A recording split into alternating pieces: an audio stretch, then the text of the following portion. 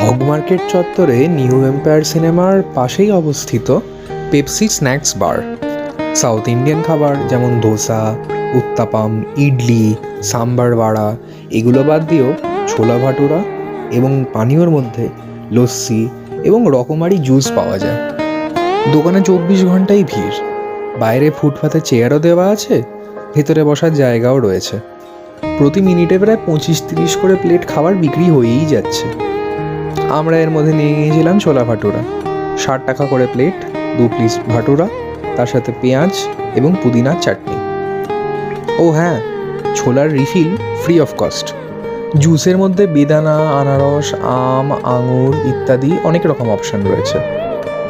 যদিও আমরা এবার ট্রাই করেছিলাম লস্যি। দুজনে খাওয়ার পক্ষে 150-200 টাকা মোর দ্যান এনাফ। তবে পেপসি স্ন্যাক্স বারে একটু ঢু মারা হোক নাকি?